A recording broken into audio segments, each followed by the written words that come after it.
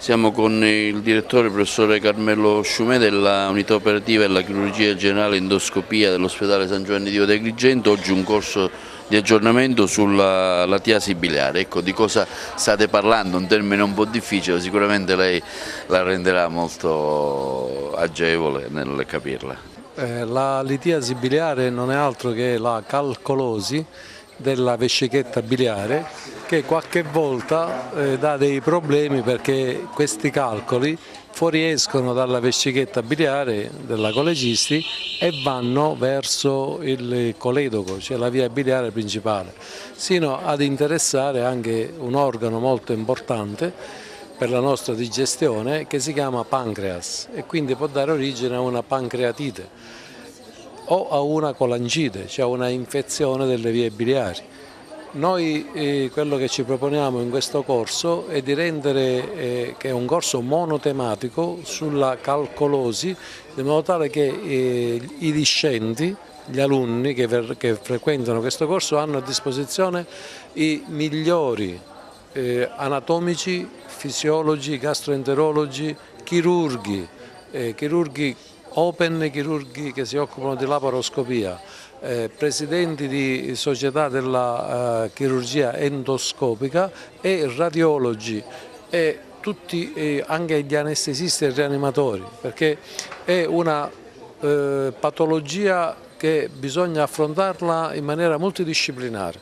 Je pense que c'est très important parce que d'abord c'est le premier cours à Agrigento. Ad Agrigento è il primo corso che lo ritiene molto interessante per i medici futuri, perché è una tecnica mini invasiva ma che dà grande soddisfazione, perché è la tecnica meno invasiva ma la più efficace nel trattamento della calcolosi della via biliare principale. Lei è il presidente onorario del corso, intanto come valuta questa iniziativa e i giovani cosa possono apprendere anche per la sua esperienza?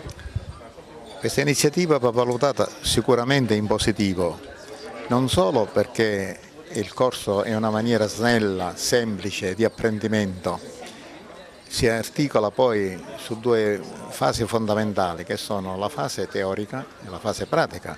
Infatti c'è già stata stamattina una dimostrazione da parte del professore Sciumè e dei suoi collaboratori in sala operatoria e ce ne sarà un'altra domani mattina.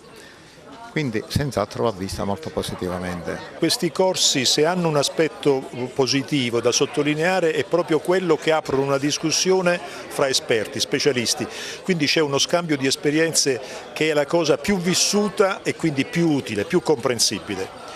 Ho già sentito delle relazioni molto interessanti, molto innovative, con la presentazione di tecniche d'avanguardia, quindi io credo che il bilancio che potremo fare domani pomeriggio sarà senz'altro positivo.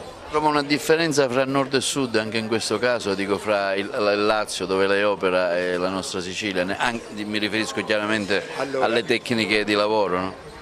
Allora, io conosco bene la chirurgia siciliana perché il mio maestro era un chirurgo siciliano della provincia di Catania, molto amico dei chirurghi palermitani. Ho sempre avuto grandi rapporti di collaborazione con la chirurgia siciliana. Questa differenza non deve esistere. Questo del professore Sciumè è un impegno che continua negli anni.